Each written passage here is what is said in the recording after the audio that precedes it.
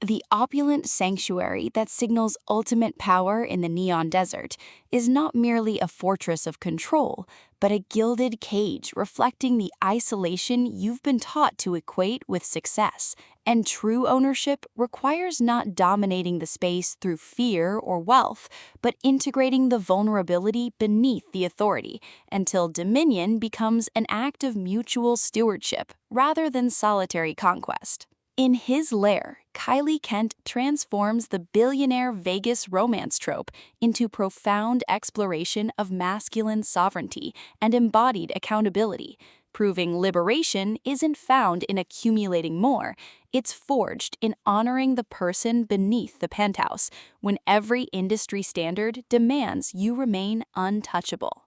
This psychologically precise narrative makes every whispered negotiation feel like both surrender and revelation, where consent to stay is negotiated through self-trust rather than assumed transaction, and healing means protecting your humanity when the game demands you sacrifice it for status. From velvet and champagne narration, listeners enter worlds where luxury is syntax and presence is the only unbreakable currency, perfect for fans of emotionally intelligent billionaire romance where male complexity defies genre expectations. When casino mogul Kalen Vance retreats to his private suite after a hostile takeover attempt, he expects strategic isolation, not to discover the silence mirrors the exact suppression he's endured beneath decades of performative dominance.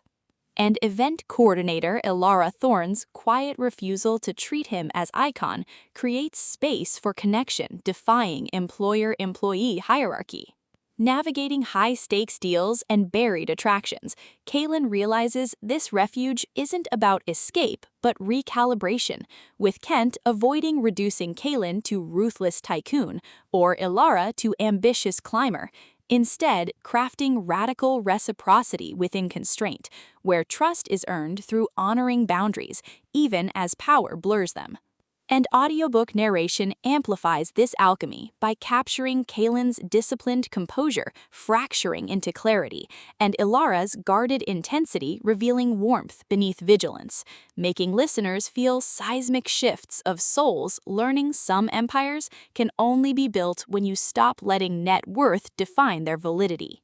What elevates this beyond typical Vegas fare is portraying executive intimacy as somatic practice rather than romanticized excess, with Kalen confronting how corporate culture equated worth with output, while Ilara creates sanctuary where his contradictions exist without diminishment, their relationship evolving through shared silences during midnight strategy sessions, bypassing performance. Rhythms protecting both operational integrity and psychological safety, and mutual defense against rivals mistaking tenderness for weakness, supported by staff encoding suppressed grief, elders carrying intergenerational weight, and the strip itself absorbing decades of unspoken bargains, reinforcing that in extraction-based systems, tenderness toward process is technique, and presence is sustainable resource, with business decisions mirroring emotional attunement and loyalty oaths becoming metaphors for earned trust.